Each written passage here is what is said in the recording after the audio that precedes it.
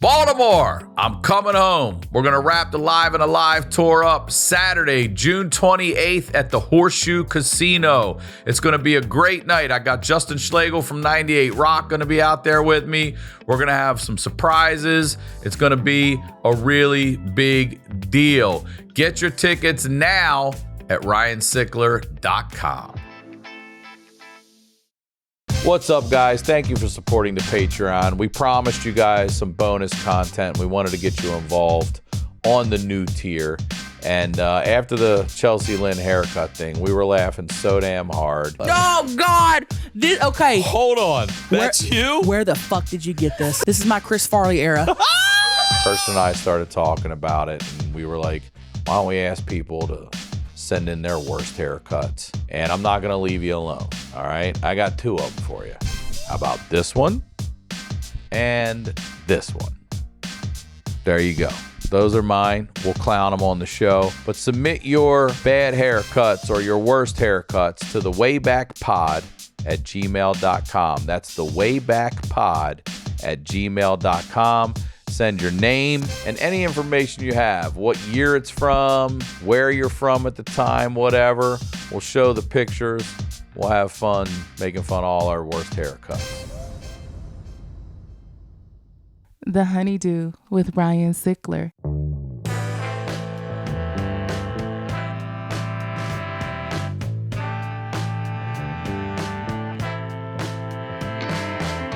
Welcome back to the HoneyDew, y'all. We're over here doing it in the Night Pants Studios. I'm Ryan Sickler, RyanSickler.com, and Ryan Sickler on all your social media.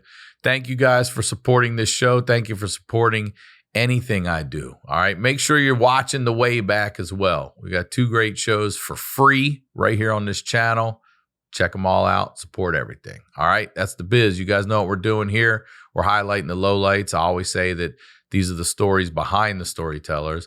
I'm very excited to have this guest on with me today here. First time on the HoneyDew. Ladies and gentlemen, Aaron Weber. Welcome to the HoneyDew, Aaron Weber. Excited to be here, man. This is where I throw some stuff out there. I plug some stuff right here.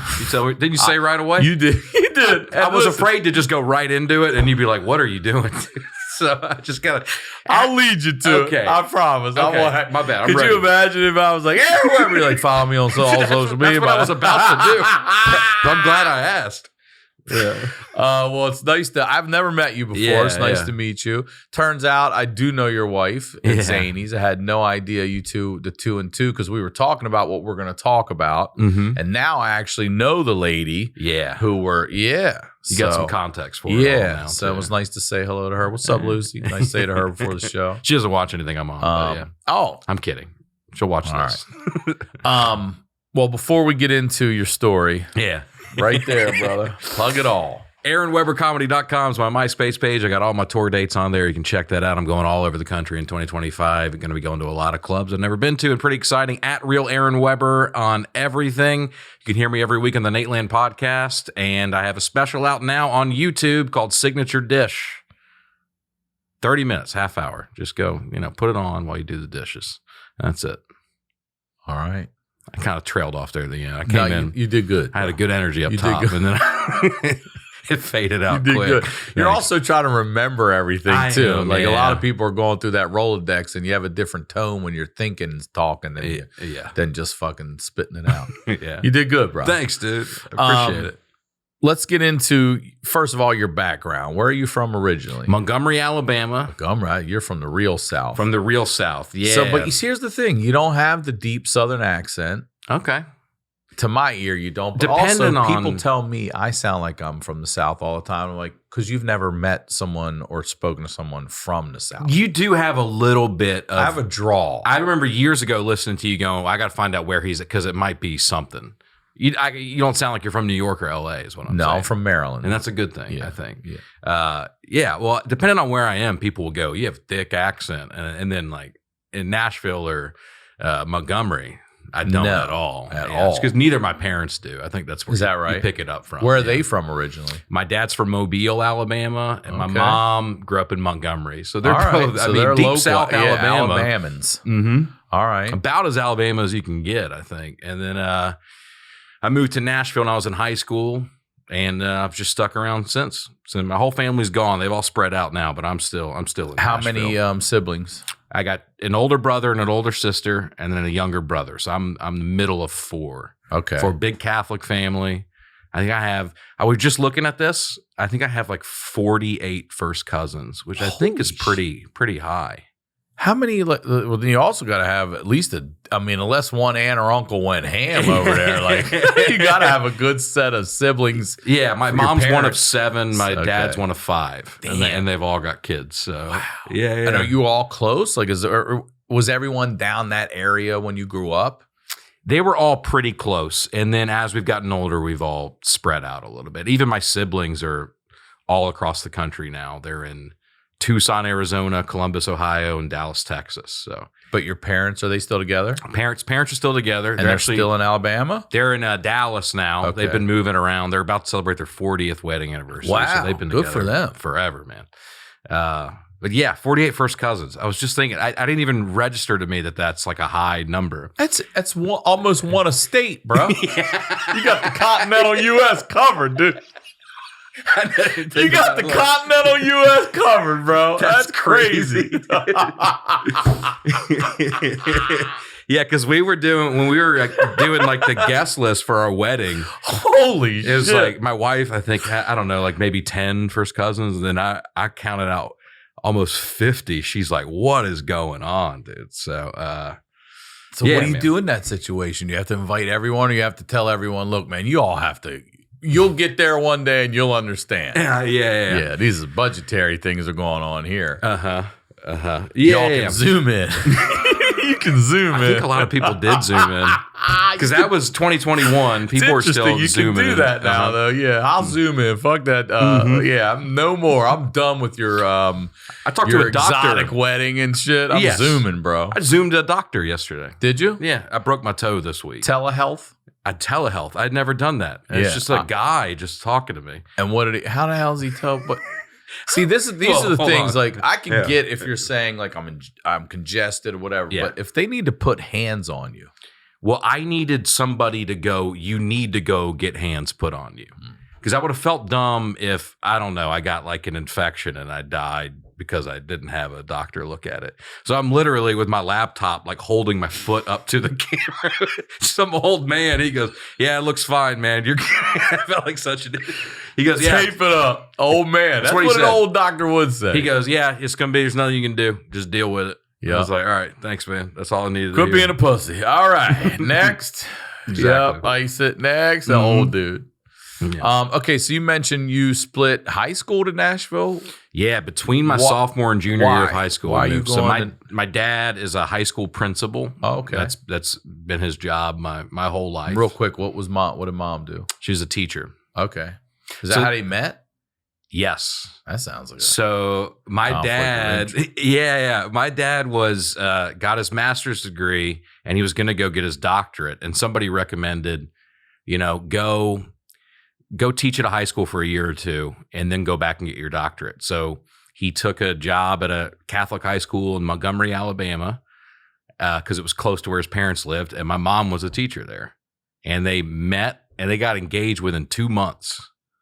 And then got married, and he stuck around for almost 30 years after that. at that school. At that same school. Yeah, never went back and got his doctorate. I was 'cause, gonna ask, did he even- No, All right. he met my mom, and he was like, all right, I'm I guess done. this is what I'm supposed to do. Mhm. So he got a job at a different high school up in Nashville. I did not want to move. Nobody wants to move in the middle of high school. Okay, so the whole family's going. The whole family. Okay, I moved didn't up. realize Yeah, my that. bad. Yeah, No, yeah. no, It was okay. like, that was when I was 16. So Okay. you're just doing whatever your parents are telling you to do. So moved up there, did the last 2 years of high school in Nashville, and then I'm still there and everybody's gone. It's so funny. I put up such a fuss about moving, and now I'm the only one still there. And they're 'Cause I all love it. over the place. They're like all you over the said. place. Yeah. All right. Yeah. So, and now recently, what 6 months, 8 months ago, you become a dad? Almost 6 months. 6 yeah. months ago. Yeah. It's pretty crazy. Congratulations. Thanks, dude. Yeah, it is crazy. Appreciate it, man. Crazy It's bringing a person into this world. It's so funny. All the things you hear before you have kids that sound so cliche and lame, they all make sense. Like I remember hearing the days are long, but the years are short. And then it's like, even just saying 6 months now is like, it's crazy. It's been almost half a year. My daughter's 10, and I'm telling you, wow. You know, Yeah. That's the other thing I hear a lot. If you really want to appreciate the passing of time, have a child. Yeah. And you're like, yeah, shit's 10 years already. Uh-huh. I was just sitting next to her in the car the other day. I let her sit in the driver's seat, and I sat in the passenger seat, and I looked over, and I was like, this is going to be happening for real in 10 seconds. And I just play around. I'm like, I do that shit. She's like, shut up, Dad. Yeah, I can't even imagine that, dude. That feels like, I'll see like it feels like 300 years away. A 1 or 2 year old, and I'm like, that kid's enormous. My daughter will never be that big. She'll never be that old. But it's coming, man. So talk to me about what happened with the birth and everything. Yeah, so it's interesting watching the special that I just put out. There was so much going on at the moment I recorded that it's kind of fun to watch. So what happened was the morning we were recording my special, which we taped at Zany's in Nashville, we had a routine ultrasound at our OBGYN. I think that's what it OBG, yeah, the doctor. And baby wasn't moving in the ultrasound. And how far along are you at this point? We're supposed to have about another month. So you're way into the pregnancy. Yeah, we're way, 8 months. And the baby had been measuring small the whole time. She was in like the 1 or 2 percentile and everything. We're like, it's just going to be a small baby. When she gets out, she'll start growing. We'll catch her up, right? But we went in for that routine ultrasound, and they couldn't find the baby with a heartbeat monitor or a movement detector. So then we did an ultrasound, and the baby's just still, and they're trying to get it to move, and it's not moving. So I was like, and are you in the room for this? I'm in the room and with my wife, yeah. Do you sense a little bit of panic from them, or? Well, you start or to... are they speaking out loud? Are they saying this so you know what's going on? She did a good job. I wish I remembered her name because she was so great our whole pregnancy. But she did a really good job narrating it in a way that we weren't really panicking. She was like, we're just trying to get her to move. We were playing music on her stomach, couldn't get her to move. So our doctor comes in and goes, listen, we can't detect movement on this. So we're going to have to deliver the baby right now. We're going to have to go to Vanderbilt Hospital downtown. We're going to go deliver the baby. Because their fear is they thought maybe the placenta was no longer working. The baby's not growing and it's not moving. So they're like, and they don't sense a heartbeat. They can detect the heartbeat, but the baby's not moving. It's not moving at all. So I'm sorry. I should have made that clear. She's alive, but just not. I was worried that they were thinking she might not be. And maybe that's why they got to get her out. I was thinking all that stuff. Oh, man, that's all totally. I'd be thinking. I'm already thinking. It's not even my situation. I'm already there. Like, what's going on? So so I remember going very selfishly. I'm like, all right, we're delivering the baby. I'm like, I'm recording a special tonight. So I got to figure out what to do with that, right? But I go, let's go make sure this is happening before I cancel everything. Because this is like 8 or 9 in the morning. So we head down to Vanderbilt, and they came in with this device that like sends acoustic waves through the stomach, and that woke the baby up, and the baby's moving. So we're like, okay. But now I got it. My wife's isn't it crazy that they have that? I know. Thing? Like, what a crazy device How somebody did invented. anyone survive in the wagon wheel days? No, exactly. How? Exactly. I thought about that a lot through this whole process. Right? Me too. When when we had our baby, I'm like, how did they ever do this? Well, they didn't. I think a lot of them just died. Or they're dying at like 22. Exactly. And shit, and that's old age. That's an old man at 22.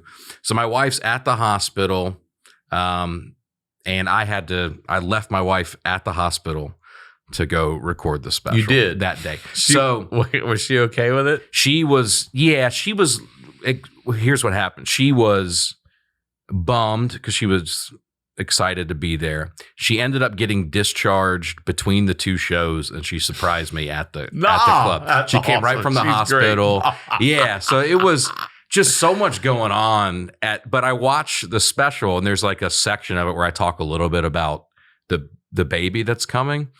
But what you don't know is I'm on stage thinking like I could be having this baby I have no idea. This baby could be now. While I'm on stage, I could be having the baby. So it looks almost like a different person telling all those stories. But that's why all that was happening. Anyway, it all ended up being good that happened because of that. I'm sorry. Can I just ask you a question? Yeah, go ahead. What was it? Did they tell you why the baby wasn't moving, or? So my wife had pretty crazy pregnancy. Towards the end, she had two things going on. She had gestational diabetes, which means she couldn't eat anything she wanted to eat the whole pregnancy. And she had something called polyhydramnios. She had high fluid level because the baby was not swallowing the amniotic fluid. So Lucy, my wife, presented as like a month or two more pregnant than she actually was because she had a surplus of amniotic fluid. So there's just a lot going on. We don't have a diagnosis or anything. We're just like, let's just get the baby out and we'll take a look. But because all that happened, that forced us to have the baby at Vanderbilt, which is like the best hospital in the state of Tennessee. So we're all really lucky that happened because she was at Vanderbilt. That's where the NICU was, and that's where she spent the first month of her life, was there at Vanderbilt. So it's all good that we did it there. Yeah. How much longer after that incident does your baby come into the world? 2 or 3 weeks. Naturally at that point then? No. Well, they ended up doing a C-section. I guess I don't mean, I apologize for us asking that way. I don't mean naturally, like natural. I just mean they didn't have to induce or anything because of this incident. Like they weren't saying, hey, we got to get her out of there earlier. I'm trying to remember. Or it's just like this was so recent. Contractions and then like, all right, we got to go. I think we did end up, I think we ended up inducing a little, like a week or two early because they just recommended we should do that. So a lot of this is, I haven't really talked about this stuff publicly. So I'm trying to get the timeline of everything in my head together. But the birth process was brutal for my wife, dude. We kept losing the baby on the monitor and then have to come in and like rotate her so that we could hear. Because where the fuck's she going in there? For real, dude. How are they losing her? They got these heartbeat monitors and then they would stop. And so a nurse would come in and go, let's just turn her. And then it come back. And then once it didn't come back and they hit some magic button. I remember it was like 3 a.m. They hit some magic button, like the Avengers showed up, like 40 doctors just like, is that right? Swarmed in because they couldn't get the heartbeat back. How terrifying is that? It was like, I was like, what is happening right now? God, it was such a blur. It was, my wife was in labor, I think almost 30 hours of just like continuous, just like brutal pain. God. And I'm just there feeling as helpless as you can possibly feel. Right? I've always said that too after that. You ever want to feel like less than nothing? Mm-hmm. Like you think you're a fucking man and you matter? Watch a woman have a baby. Yes. You don't even need to be there. You don't matter at all. And it's all, I don't know if this is common every hospital. It was all women in there. All nurses, doctors, everybody. It's all women. And I just feel like an idiot just in the way, just standing in the corner, you know. But we ended up doing a C-section. We had the baby. It was awesome. It's awesome. It's still awesome. That night, so we had the baby back in our room, and my in-laws are there, and it's all great. And then that night, I look at her, and she's kind of like blue in the face. I was like, oh, God. I think she's like cold or something. So nurse comes in, they take her to the nursery. They can't really warm her up. So they take her to the NICU. And that's just like a phrase you don't want to hear, right? The NICU, but she's there.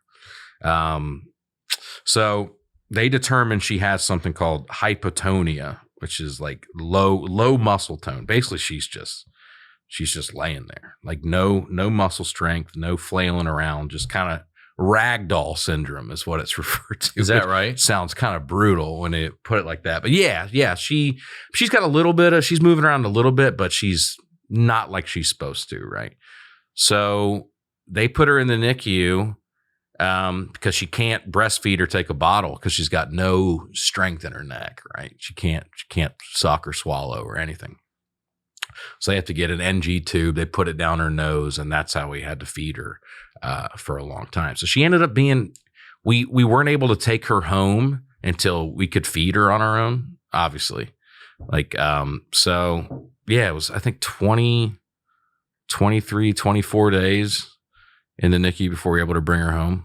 So it was tough, dude. That first night leaving the hospital. That's what I want to ask without your kid. Yeah. It was awful, man. For men, dealing with ED can be uncomfortable, which is why HIMS provides access to a comfortable solution with an all-online process and personalized treatment options. HIMS is changing men's healthcare by providing you with access to affordable sexual health treatments from the comfort of your couch. HIMS provides access to a range of doctor-trusted ED treatments like chewable tablets, Viagra, and Cialis, and their generics for up to 95% less. The process is 100% online, so there's no need for uncomfortable doctor's visits. Just fill out an intake form on their site, and a medical provider will determine the right treatment option. If prescribed, your medication ships directly to you for free. No insurance is needed, and one low price covers everything from treatments to ongoing care. With hundreds of thousands of trusted subscribers, HIMS can help you find the ED option that works for you. Start your free online visit today at hims.com/honeydew. That's HIMS.com/honeydew for your personalized ED treatment options. hims.com/honeydew. The featured products include compounded products which are not approved nor verified for safety, effectiveness, or quality by the FDA. Prescription required. See website for details, restrictions, and important safety information. Price varies based on product and subscription plan. Now, let's get back to the do. So my wife had the C-section, so she's in the hospital recovering from that, right? That's what I want to ask. So you go home by yourself that first night? I did a couple runs to like get stuff from the house, but I didn't do a night away from the hospital for a while. But once Lucy's ready to go home, they basically are like, you guys got to go. Baby stays here. Exactly. And you both together go home. Tell me what that. Yeah, you get in the car and sad as and fuck. the car seat's there empty. Oh, brutal, dude. It was awful, man. It was awful. Then you get home and you're like, I mean, we did like a little photo shoot at the house before we left, like last day without the baby, and now we're back, without the baby still. So that was probably the toughest stretch. Was like all the days after that.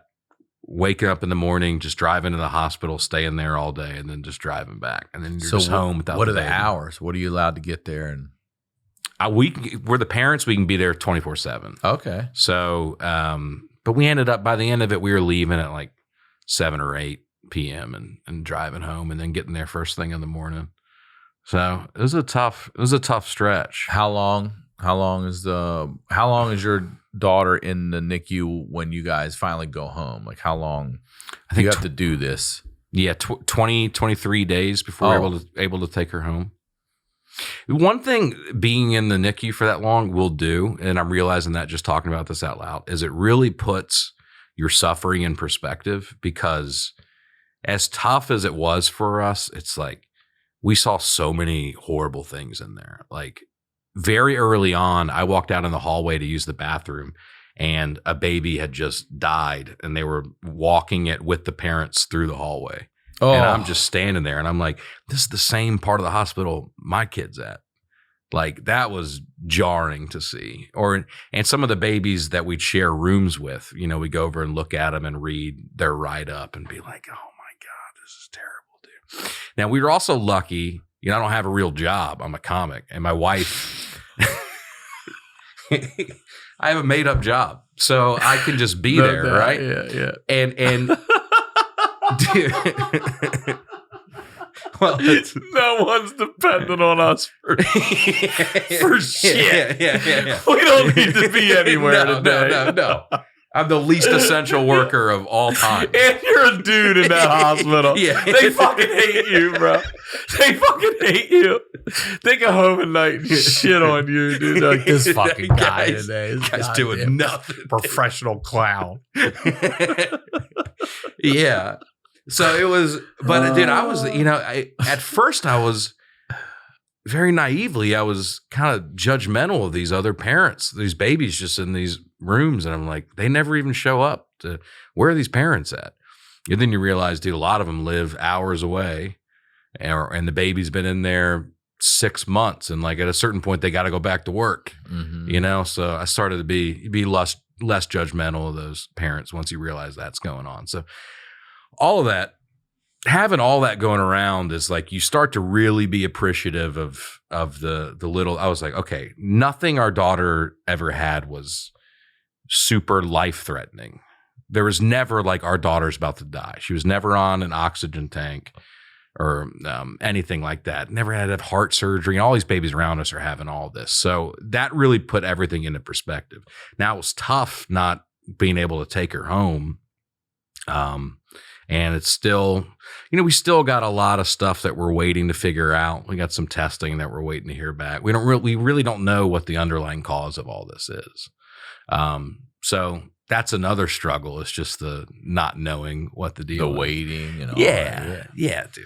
What about, have they said like, I know the NICUs are amazing these days. Like, Yeah. They're so incredible. Yeah. Are there have they said, hey, you might want to watch out for this or any of this down the line? Where is she in her height and weight percentile and all that?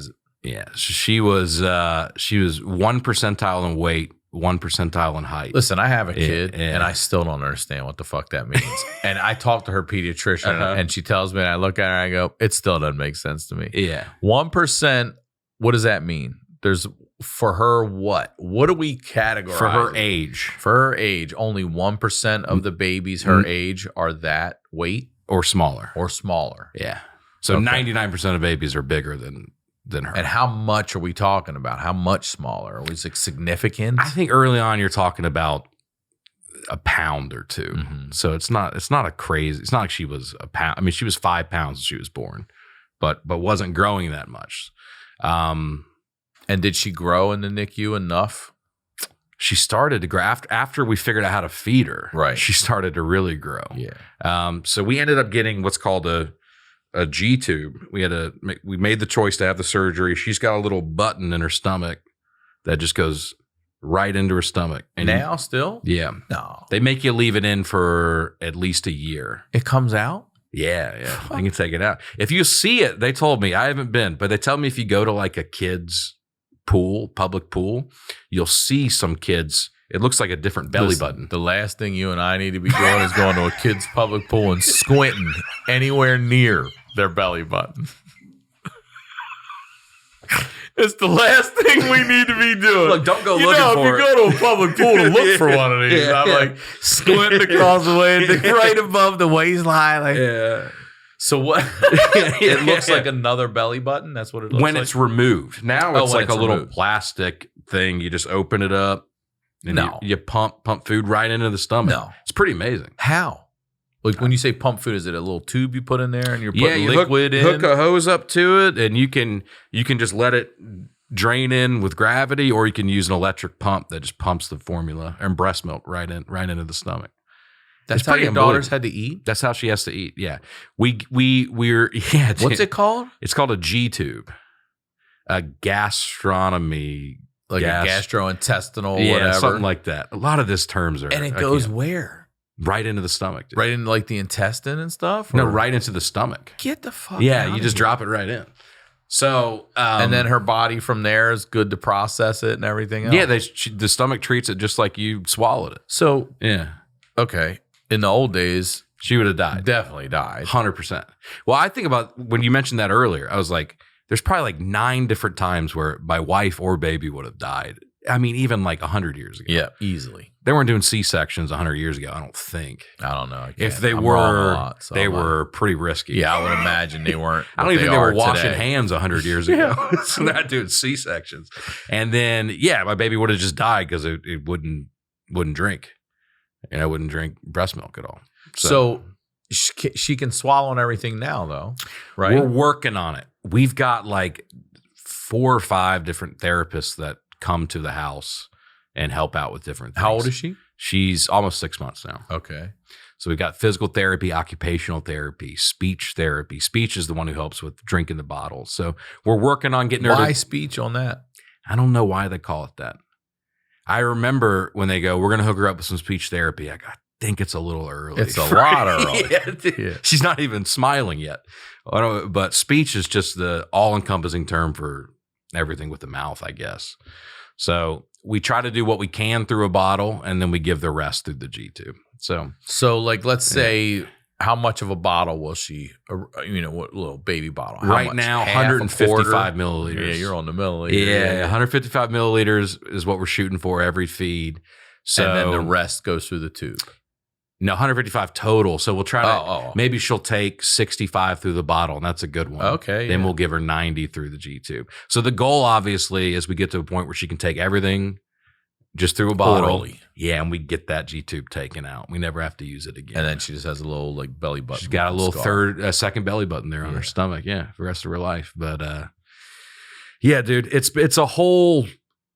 These terms, it's like a whole world I knew nothing about. My family, we had no health issues, nothing like this growing up. And now you're just dropped in this world of like medical equipment around the house and changing dressing on her, it's all this stuff that you're just kind of thrown into. It's become part of the routine now. We're in a bit of a groove right now, but dude, at first it's like, it was so much. It was so overwhelming, all the stuff being thrown at you. I mean, just being a new parent is overwhelming if everything goes perfect. That's overwhelming enough.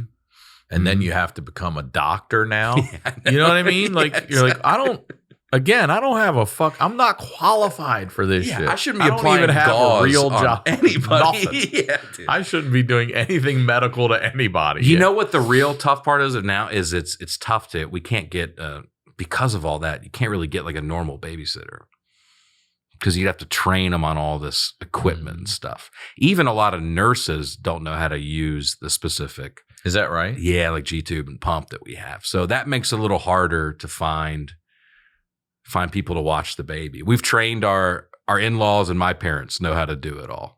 So my in-laws are there right now in Nashville, actually. Oh, good. Helping out Lucy, taking care of the baby. Good. Yeah, man. It's been a. I was thinking about this earlier because we don't know what the underlying issue is, but she's starting to kind of miss some milestones, some stuff, holding her head up, rolling over, stuff like that. She's behind on. But now, like when she meets one of those milestones, it's unbelievable. It's like you really appreciate it, dude. Mm-hmm. We don't take anything for granted. So obviously, we wish our daughter was perfectly healthy and not in pain and everything, but it really makes you appreciate the little thing. I remember the first time she took any of the bottle, it was like a miracle. You're like, oh my God. Doesn't it also feel good to see it working too? Like your hard work is paying off and helping this kid. Yeah. And you're not just like, it's not working. You know what I mean? You're feeling helpless and shit, Yeah. She wasn't holding her head up for so long. And they're like, just keep doing tummy time. Keep doing tummy time.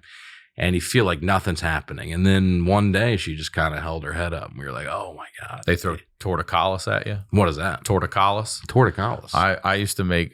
Only reason I remember what the fuck it's called is because they would try to tell us that our baby, when my daughter was born, like she would lean to one side, like, oh, her neck's. And I was like, oh, this is where the insurance and stuff comes in. She's got torticollis. And I'm like, what the fuck's it called? And the only reason I remember it is because it was $50 every session.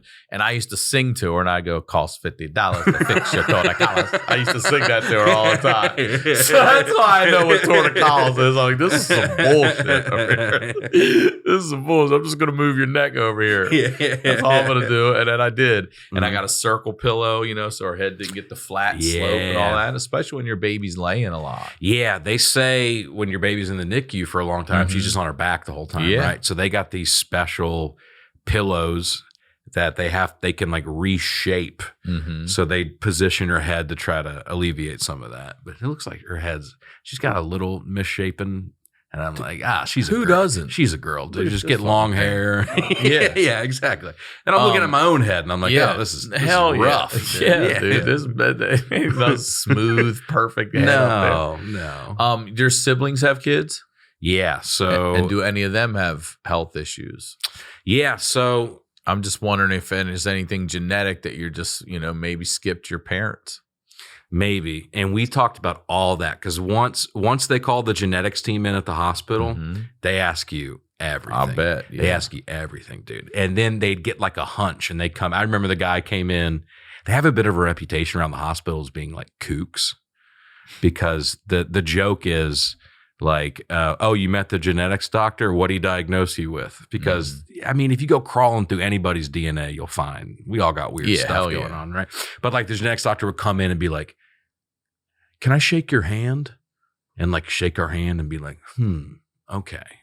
And then leave. And you're like, what was that about? Like he wanted to see like our grip strength or something.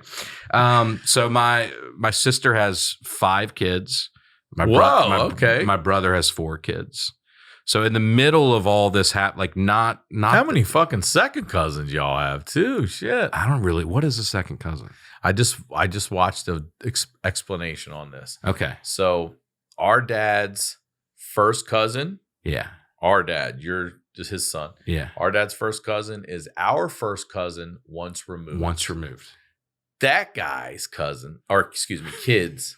Are our second cousins. Okay. So it's first cousin once removed, then those kids are second cousins. It's your parents' cousins' kids? Yep, or second cousins. That's the way it was explained on this. So removed is generations. Right. It's still, even though it's not our first cousin, Yeah. that guy is still a first cousin. Okay. Once removed a generation from us. Yeah. His kids are second cousins. Okay, I probably got 300 of those. Yeah, I'm saying you probably got a shitload. I need to sit down and add it all up. Have you ever done like an ancestry? No, not me either. I'm not putting my DNA out there and having anybody show up in my life. You all know of a what, sudden. man? I'm not. That was one of the. I'm usually resistant to that kind of thinking, but that was one of the things. Even in my brain, I go, I don't know if I want to spit into a thing and give my DNA to a company. I don't know. And then it came out that they were selling all of it, and there was like a huge data breach. Wait, right? Is that right? 23andMe, I think. I didn't know there was a data. Oh, yeah. That's all I think when I hear this Yeah. shit. I'm not giving you my DNA. Yeah, but I would like to sit down and like have somebody do it, just like paperwork. Yes, You know, without having to get on a website and open yourself up to freaks and whoever out there. I would love, yes. What's I've that? I've had the genetic testing. So I know I've got 2 diseases. Uh-huh. I've got one called Charcot-Marie tooth disease. Those are the doctors that discovered it. And I'm missing basically, it's pretty common, but I'm missing like a layer, and my brothers have it too, of muscle in our legs from the knees down. So my calves are a little bit twiggy. I played soccer and sports my whole life. I should have tree trunk calves, but I'm missing a layer of muscle. Wow. So, and then also people who have it worse than me, like I have crazy high arches in my feet. My ankles sit back a little farther. So That's all related to that? It's all from that shit. Yeah. And they say your legs look like inverted champagne bottles. That's exactly what they look like. Wow. You ever see that and you think, oh, that guy skipped leg day? He might have what I have. And then the other thing I found out at 42 that I have is a blood disease called factor V Leiden, and my blood is prone to clotting. And I'm lucky because I've now clotted twice under 50 and made it.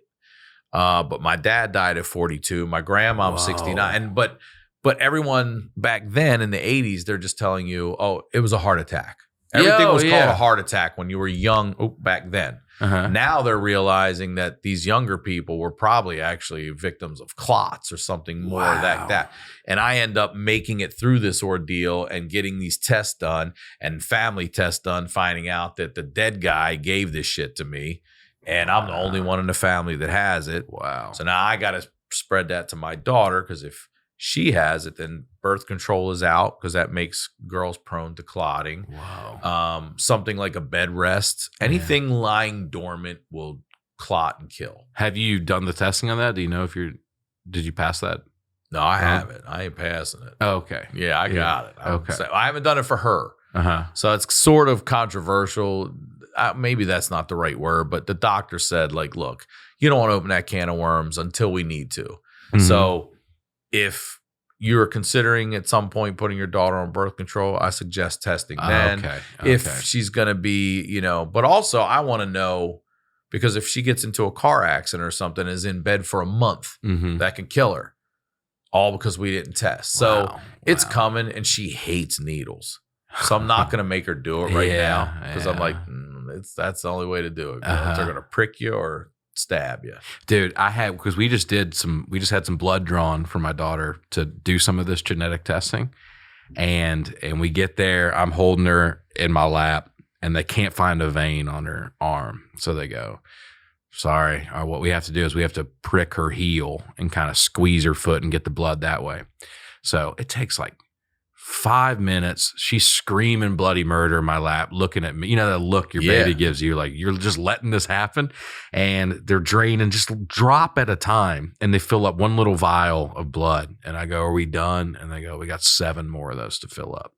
So it was tough, dude. Yeah, and she cried the whole time. And they got 8. I think they ended up getting 6 or 7 of these. And they were like, that's it. We're good. The next day they call and they go, the blood was damaged during transit.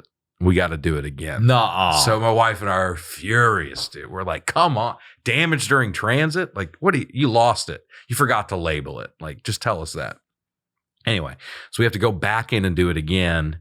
And about 1 vial in, they go, her heel clotted up. We can't get blood from it. So the nurse goes, well, let's just go do a cheek swab.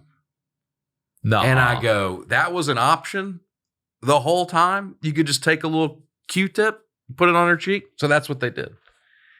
I mean, my wife and I were driving home. We were like, why is that not the first? It feels like what we did is the absolute last resort of what you have to do. But and you had to go through extremes to get the blood. It wasn't even a regular vein draw. Exactly. Yeah. And they just took a Q-tip. So we're waiting. And that was their third option? Mm-hmm. Yeah. Third. Yeah. It's crazy, dude. All that genetic testing stuff is. They said to me at one point, they were like, we'll do a round of tests and we might get the results back and we don't have answers. And then you have a choice to make of like, do you want to keep looking? Or do you want to just chalk it up as like we're all a little bit different? Mm-hmm. So we're still waiting on the results back of that the cheek swab that we did, and then we'll go from there. But I've been, I've read up on every possible genetic disorder that our daughter could have. I've read it all. And one of the things they tell you is they go, stop reading this. Yes.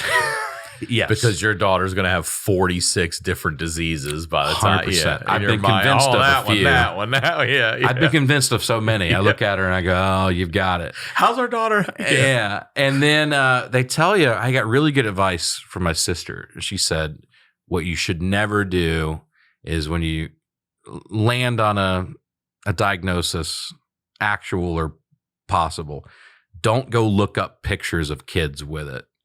Because you're only going to see your kid as that, you know what I mean? And like you want to look at your kid as that's your baby. It's not, the disease is just something they have.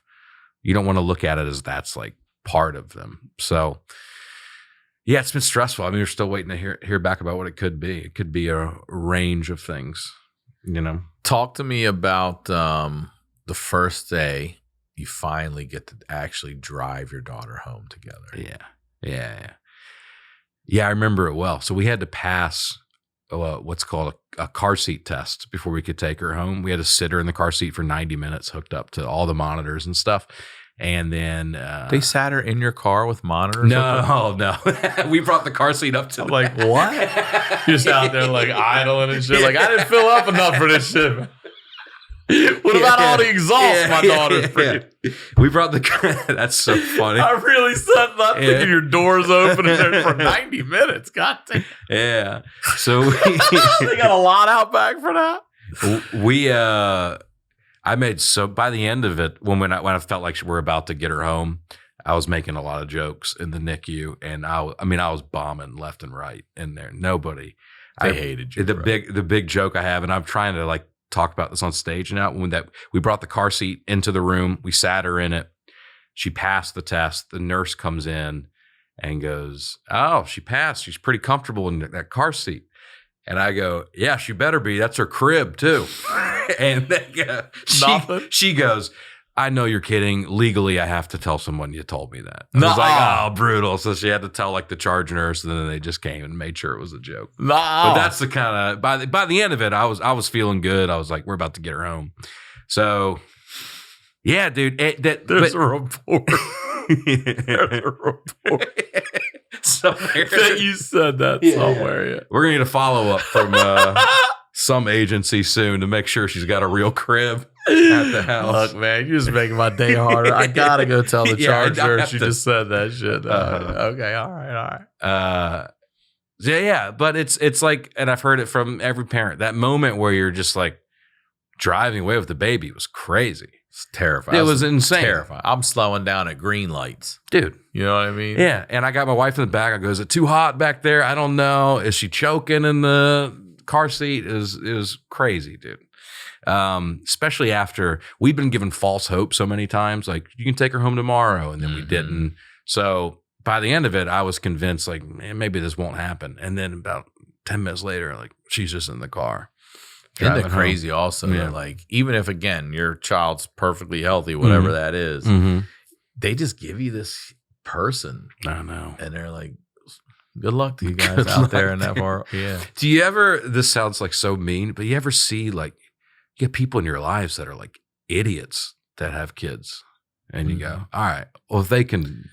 I thought about that all the time. I've always litmus tested everybody that way. In my own mind, I'm like, if this motherfucker can do it, I know. In college, I'm like, this guy's doing it, I know I can do it. Yeah. And I'm like, this dumb motherfucker's got 4 kids? Yeah, he's actually like a good parent. I think I could, I'll be unbelievable. Oh, maybe he is dumb. He's got 4 of these motherfuckers. One of them's enough. Yeah. It was pretty surreal. And I drove, the most cautious I've ever driven. And then you bring her in the house and finally got to put her in the crib and everything. It was kind of a triumphant day.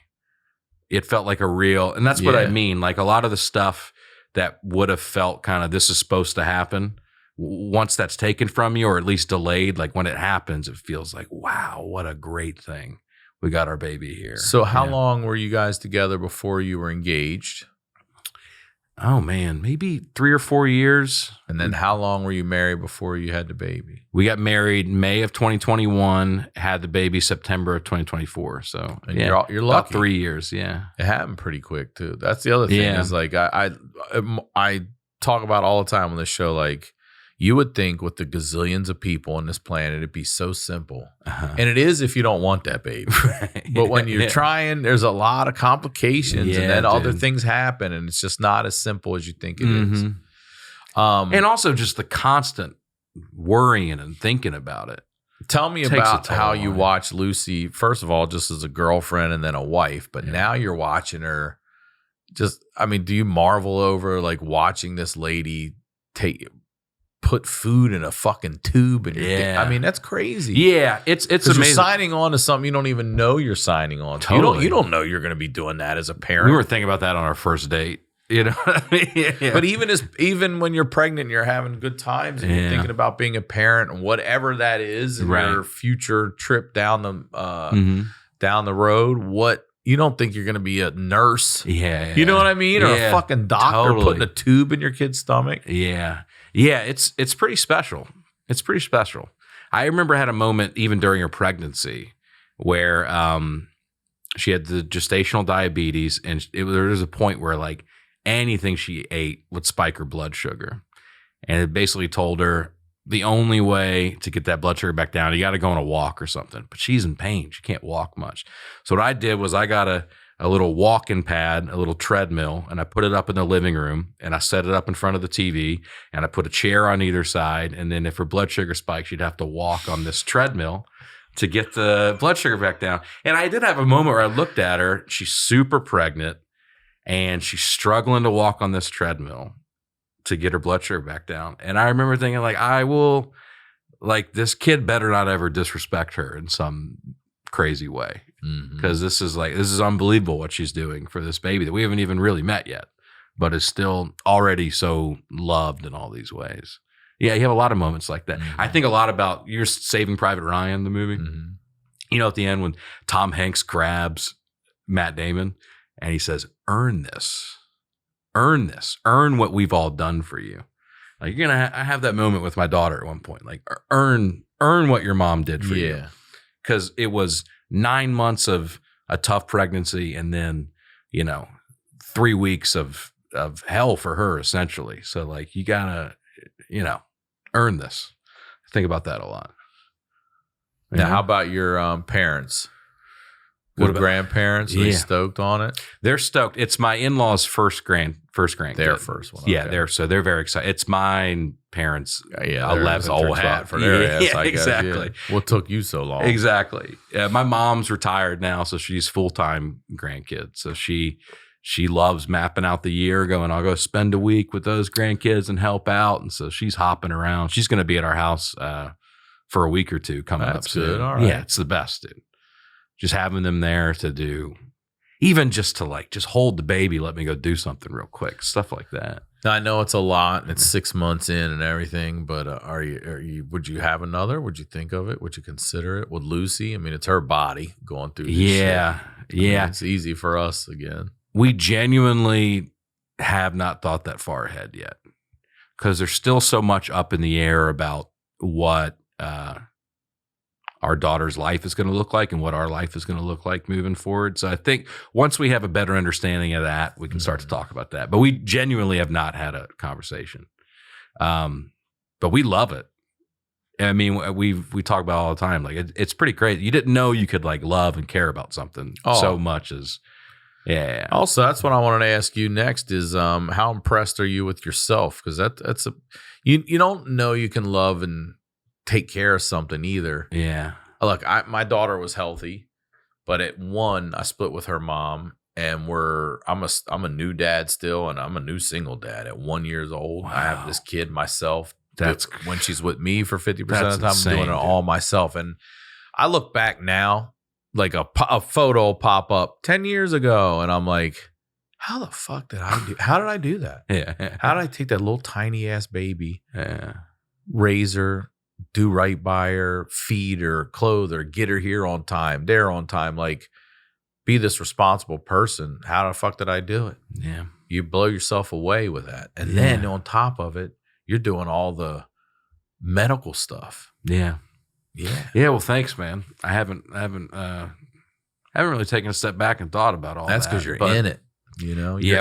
We're in the thick of it. Yeah. For sure. But I didn't either. It took a photo pop-up thing for me to go, yeah, I did that. Yeah. Oh my God. You don't even realize how little they are too. And then you look back, you're like, oh my God. Dude, we're doing that for 6 months where we see old pictures and we're like, golly, dude. First of all, she's not as cute as I remember her being that first week. I remember in earnest having a conversation with my wife being like, it's crazy. Like our baby's like the cutest one of the whole NICU. Like these other babies. And now I look, like, oh, she looked like any other baby. But, I think about with golf. Do you play golf at all? Mm-hmm. I don't really. I play every now and then. But it was so intimidating to me to start because I knew I'd be horrible. And in your head, you think everybody at the golf course is good at golf. They've been doing this forever. And then I showed up to like a public course. Oh, yeah. I've done that enough. I go, dude, everybody sucks. Yeah. None of us know what we're doing out here. And that's what parenthood feels like to me. There's nobody who's like, I know exactly what I'm doing all the time. I've got all the answers. Well, here's the thing I was going to say to you too. Like everyone's parenting is set. It's their set. How am I trying to say this? It's what they have to deal with. Yeah. You know what I mean? Like your parenting doesn't apply to my kid because my kid isn't have the issue. Yeah. And vice versa. I always say to anybody, they're like, do you have any advice? Yes. Listen to everyone and listen to no one. Yeah. Whatever works for you, your wife, your family, your unit, your whatever you. Some people work graveyard shifts. Yeah. That fucking life is different for somebody. Like whatever works best for you and your unit that is healthy and good for everybody is what you do. Yeah. And that advice does not apply to every single parent out there. Yeah. At all.